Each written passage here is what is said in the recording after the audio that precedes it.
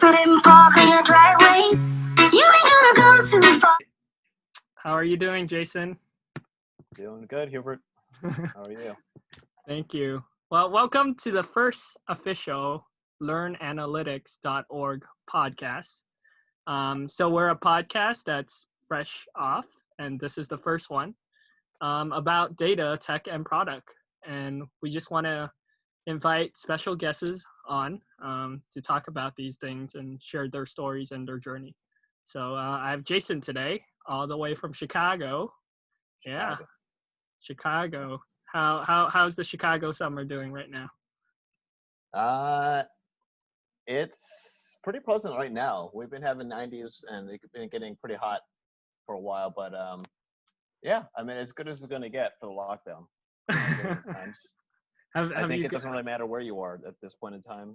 You know, during COVID, it's the same anywhere. You're indoors. Makes sense. Doesn't matter if I'm in San Francisco or Chicago. Makes sense. Have you gone out at all? I'm not really super careful about COVID, which I should be. So I do go out, but not crazy amount. But I do wear masks. All right, that's good. Kind of, even though I'm not a millennial, well, maybe technically I am. I kind of act like one sometimes. I kind of pretend like nothing happened. Well, wear your mask. That's what Dr. Fauci says. You know, listen to the man. So, so yeah, who are you, Jason? Where are you from? Yeah. You know who I am, Hubert. Well, you need to let the audience know who you are. All right. Yeah. Let's see.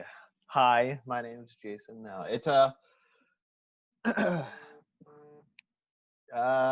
Jason Shabandi. I've been a tech professional for roughly about 10 years. Grew up in Chicago, spent some time in San Francisco. I'm primarily in the Microsoft stack, but love everything data. I would say my hobbies just martial arts, working out, stocks, going to movies, hanging out, travel. Nice. Thanks for that pitch. 10 years of data, man. So that's a lot, right? I'm just wondering, did you study this stuff too, or how you get started? So personal. No. Yeah, there's a million topics going in my mind, but yeah, we'll start with the basics of how I got started. Let's see, how did to answer your first question, I went to Paul University for information systems, which I was mainly focused being a business analyst, more on the project owner, what they call it these days. But I kind of didn't want to get too heavy into the technology world because I knew that I want to be part of the wave, but I didn't want to. I tried programming, and in the beginning, I didn't like it. So I did business analyst for kind of programming. So at the time, the popular languages were Java, C#, HTML, CSS. It's changed a little bit, but I think those are pretty still relevant.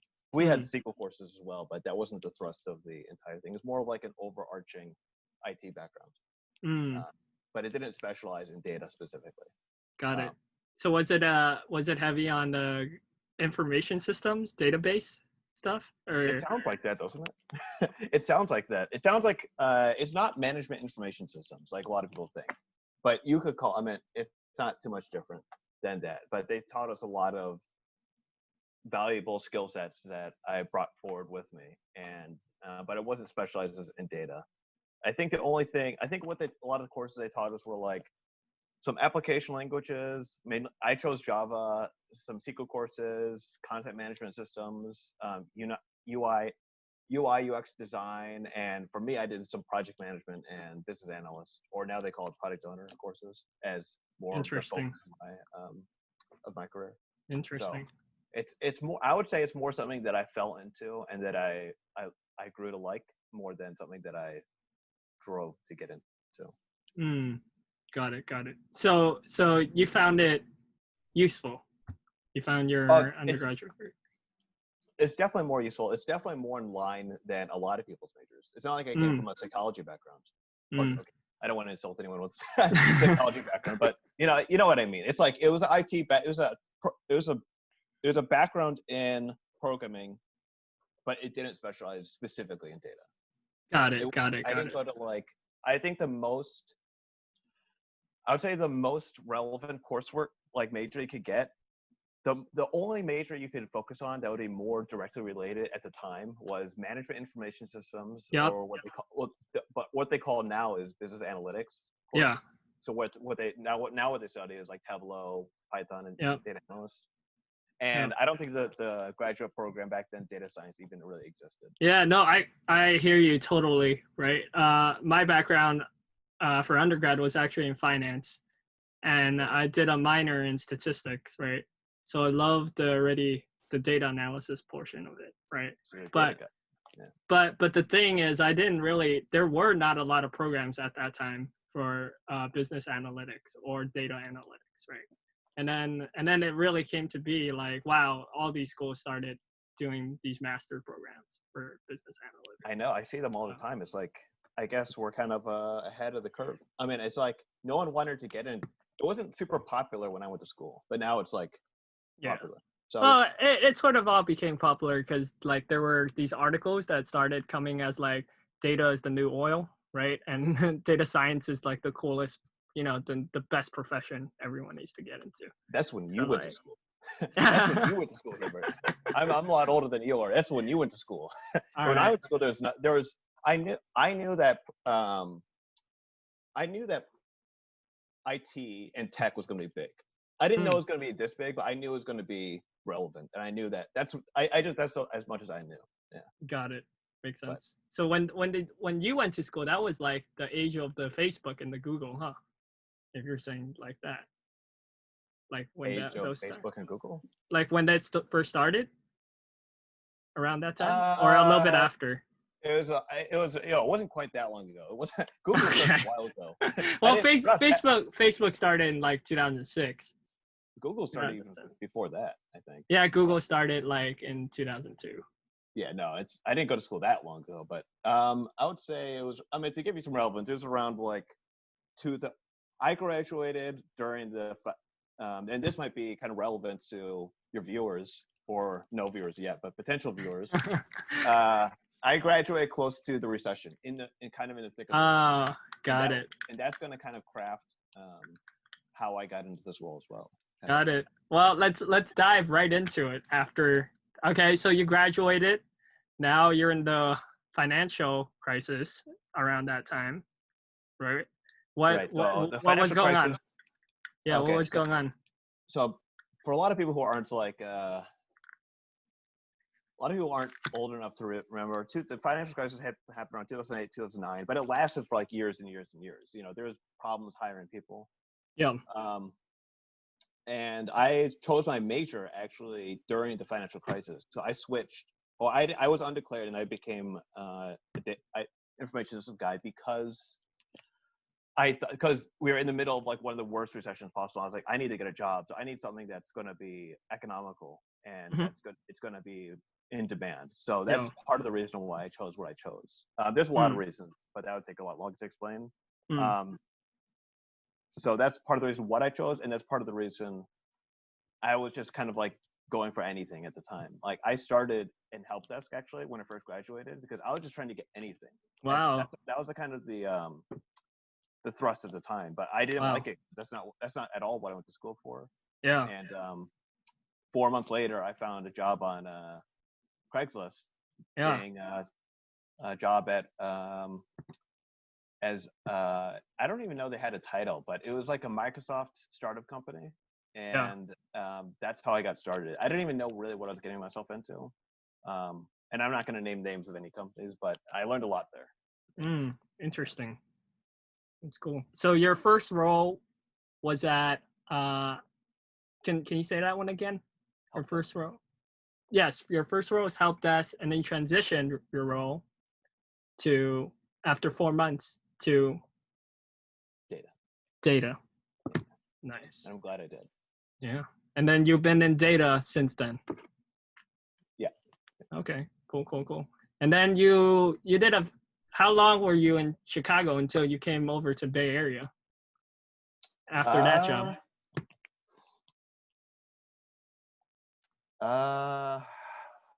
3 or 4 years, I would say. And then I made a move to San Francisco, or the Bay Area in general. Yeah. What were you doing in Bay Area then? What did your role change, or what made you want to go to Bay Area first? Oh, well, that's a whole nother. I don't know. That's not really related to. I would like to say that's where the tech is, because where the tech was, but that wasn't my major thrust. But that was a part of it. But that was a smaller part of it to develop my career.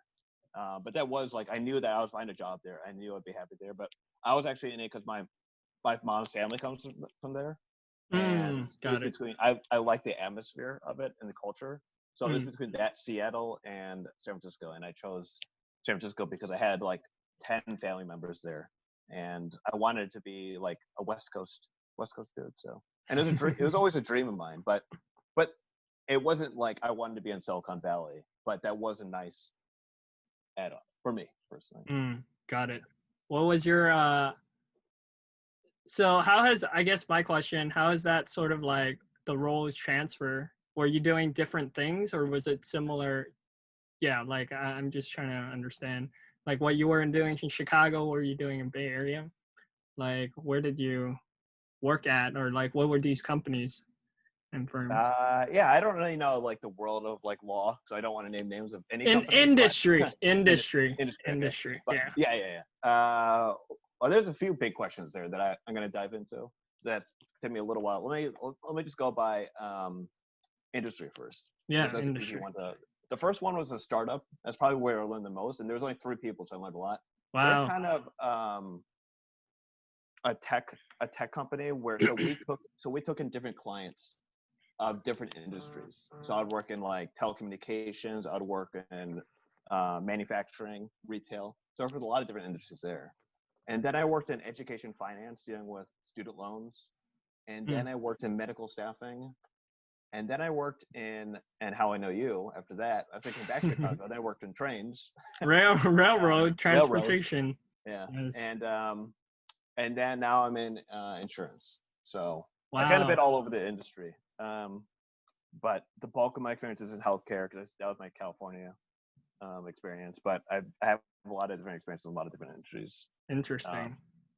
I mean, that sort of goes with like this is when you learn data, you can go into any industry. And it's true. That's what you did. So I mean, I'm not the most. I'm pretty technical, but I'm not like just to be honest, I'm not like super relevant on like, I'm not cutting edge of the bleeding of data. But I think if I was, it would be even better. And even though that I'm not, it's still pretty good. You know, even. Yeah, it's pretty in demand. So, Jason, you don't have to be humble. You know, a lot of our viewers would love. What's your tech stack like? Yeah. Okay. I'll answer your question. I'll reverse back to another question. But my tech stack is the Microsoft stack. So when some people, what does that mean? What does Microsoft stack mean? No, I don't. Oh, really? You don't? No, I don't. Oh, really? Okay. I don't. Okay. Let's see. I'm trying to limit these conversations so I don't just ramble for like an hour. Okay, let me just answer your question. So Microsoft's BI stack is obviously done by Microsoft, and they make their own database called SQL Server. SQL Server. It's mainly meant for mid-sized companies, but it could be used in large companies either. Like Oracle is more meant for the larger size firms. SQL Server is a relational database by Microsoft, SQL Server, and they have different tools to do your data analytics. So, I mean, before it was mainly just like the database, SSRS, which is their visualization tool, Power BI, which is their more relevant, is their newer visualization tool, SSIS, which I work on now, which is an ETL tool. So what people call now data engineering. It's ETL and data engineering are pretty similar. And then there's SSAS, which is kind of like loading it into in-memory to design the semantic layer. So basically, that's kind of like a layer, so people have faster performance on their reporting, and also they could slice and dice their own reports without having to call report developer do it themselves. That's a Microsoft BI stack like 5-7 years ago, which still exists today, and I still use. But now they're, now that data insight is high, now they have all these other stuff. Now they have their cloud platform Azure, which has like data science, something I really don't know too much about, machine learning, and they have a bunch of other tools as well that I don't can think of. But to stick in the BI world and not the advanced analytics, which is like data science, that is, and those are all on-prem. Now they have their own they have their own off-prem, which is like all the data at the Azure stack. I wouldn't feel confident to go into a deep dive into the cloud stack because I only had a little bit of experience with Azure cloud platform. Got it.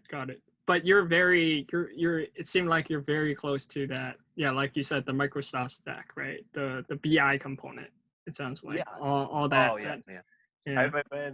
But maybe some of our viewers, I don't know. Hopefully they know. But how would you describe what BI is in the data world or business intelligence?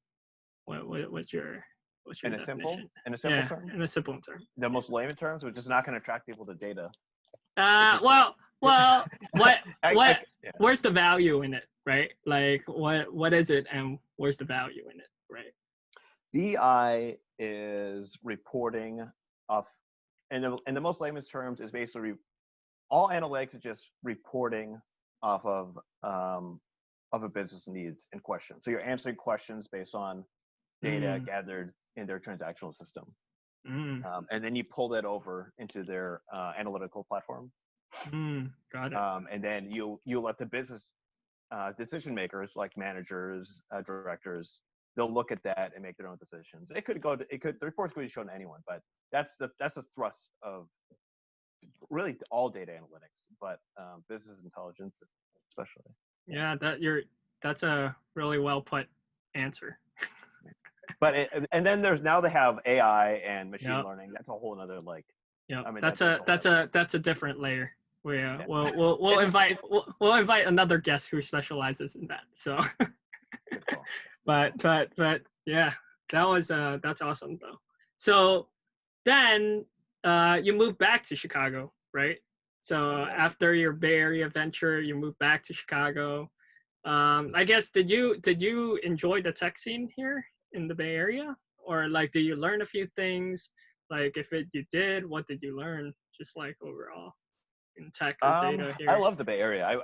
I mean, there's definitely a lot of regrets about moving, and maybe I might move back again, or maybe I move to Seattle. But I like the idea of a place where people I'll know a lot about tech. Maybe I felt San Francisco was a little bit too much because I'm not super techy. It's not like I spend like days and nights programming. I have other interests, but but it's like but it was nice being able to talk to and being kind of like keeping relevance. But it was very different. The job scene was very different, and there it's all about tech. Yeah. Here it's the technology kind of like. You hit on a good point. Just I lived in Chicago for 2 years too, right? So the tech here is like a lot faster, right? Like there's so many technologies, there's so many things, and there's so many people who are like sort of passionate, right, about this stuff and want to move forward with it. So exactly, yeah, it's the passion. You don't see a lot. I mean, not that there's no one in Chicago that's passionate, but it's less. I would say it's less. And like for me, there's actually better jobs in Chicago for me because my stack's a little more non-cutting edge. So I would say the salaries were similar, and there was more jobs actually in my stack, which you would think the opposite being San Francisco. But yeah, I felt like in the Bay Area you just become outdated so quickly because things are coming so fast, which is normally good, but it could be bad too because they just adopt whatever's new, and they don't vet it out as quickly. So it's like like maybe like everyone adopts Hadoop. Hadoop is like the big data parallel data, but yeah, it's parallel processing. Now they do it in the cloud, but like whenever you hear a hot word, everyone has to do it in the Bay Area. Yeah. And I guess more of like the non-technical cities like Chicago or, I can't think of or Dallas or whatever, they would take a little more time and adopting slower. Yep. Interesting. So, so maybe I guess a few more questions before we wrap it up, but I guess from your experience with 10 years in sort of like the data world, right? And also your own experience when you graduated, you hit right into financial crisis, right? I'm sure there's a lot of viewers who are having trouble right now finding jobs just because all the COVID situation, right? I guess like what's like one piece of advice you would give to some of these viewers and how they could sort of like stay persistent in their job search?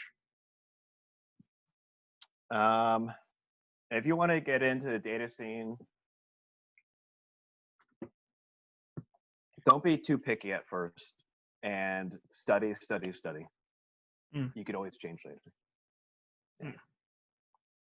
Focusing to break in. Once you break in, it's smooth sailing from there. So don't be picky at first. Don't be picky at first. Yeah. Study hard. Work hard. Yeah. That's how I got to where I'm at. That's great. That's great. Okay. Cool. So where do you think the industry is heading to?